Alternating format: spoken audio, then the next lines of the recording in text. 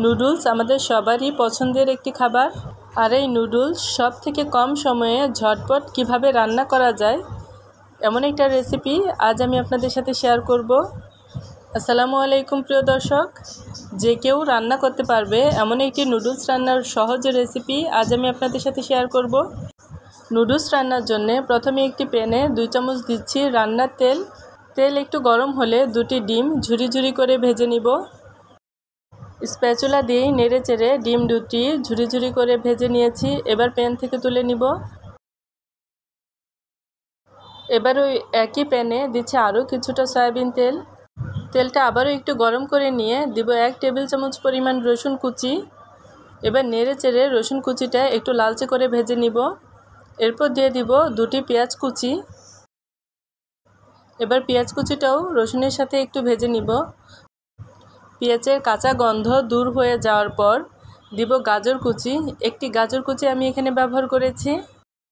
গাজর কুচিগুলো 30 সেকেন্ডের মতো ভেজে নেওয়ার পর দিচ্ছি বরবটি। বরবটিগুলো এখানে ছোট ছোট করে কেটে দিয়েছি। এবার দিচ্ছি একটি টমেটোটা আমি ছোট ছোট করে কিউব করে কেটে নিয়েছি। এবার সবগুলো সবজি একসাথে একটুখানি ভেজে নিব। সবজিগুলো ভেজে কিন্তু একেবারে খুব বেশি নরম করে ফেলবো না, কিছুটা ক্রাঞ্চি থাকতেই দিয়ে দিব লবণ। নুডলসের মশলা আমি 3 প্যাকেট নুডলস রান্না করব, আর এই 3 প্যাকেট নুডলসের মশলা এখানে দিয়ে দিচ্ছি। এবার দিব 2 টেবিল চামচ টমেটো সস, আর 2 টেবিল চামচ দিব চিলি সস। 1 চা চামচ নিয়েছি সয়া সস, আর 4-5টি কাঁচামরিচ ফালি করে দিয়েছি। নুডলস একটু ঝাল ঝাল হলেই আমার কাছে খেতে ভালো লাগে। এবার সব কিছু একসাথে মিশিয়ে নিব। সুন্দর করে সব কিছু মিশিয়ে নেওয়ার পর এবার নুডলসগুলো দিয়ে দিব। আমি এখানে 3 প্যাকেট ম্যাগি নুডলস নিয়েছি, আর এই নুডলসগুলো হাত দিয়ে একটু ভেঙে দিচ্ছি। আপনারা চাইলে কিন্তু এখানে আস্ত নুডলসও ব্যবহার করতে পারেন। এবার এই নুডলসগুলো সিদ্ধ হওয়ার জন্য দিব পানি। আমি এখানে 2 কাপ পরিমাণ পানি দিব। পানি দিয়ে একটু নাড়াচাড়া করে সব কিছু একসাথে মিশিয়ে ঢাকনা দিয়ে ঢেকে অপেক্ষা করব বলক আসার জন্যে। নুডলসে বলক চলে আসার পর ঢাকনা তুলে সব কিছু সুন্দর করে মিশিয়ে নিব। আর এ পর্যায়ে কিন্তু আমরা চুলার আঁচ মিডিয়ামে রাখব। তারপর আবারও ঢাকনা দিয়ে ঢেকে 2 মিনিটের মতো রান্না করে নিব। আর নুডলসগুলো নাড়াচাড়া করে সবজির সাথে সুন্দর করে মিশিয়ে নিব।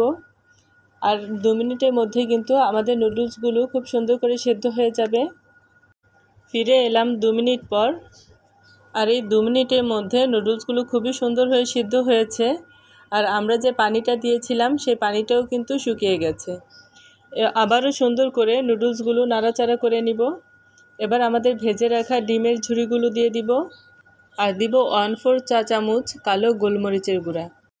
তারপর সব কিছু নেড়ে চেড়ে নুডলসের সাথে সুন্দর করে মিশিয়ে নিব।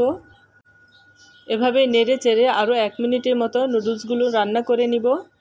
এতে করে মশলাগুলো নুডলসের সাথে খুব ভালোভাবে মিশবে, আর নুডলসটাও ভাজা ভাজা হবে, খেতে ভালো লাগবে। আর নুডলসগুলো খুব সুন্দর ঝরঝরে হবে। আমার কিন্তু নুডলসটা রান্না হয়ে গেছে, আর আপনারা দেখতেই পাচ্ছেন নুডলসটা কত সুন্দর ঝরঝরে হয়েছে। এভাবে নুডলস রান্না করলে কিন্তু খেতেও ভালো লাগে, আর খুবই কম সময়ে নুডলসগুলো রান্নাও করা যায়।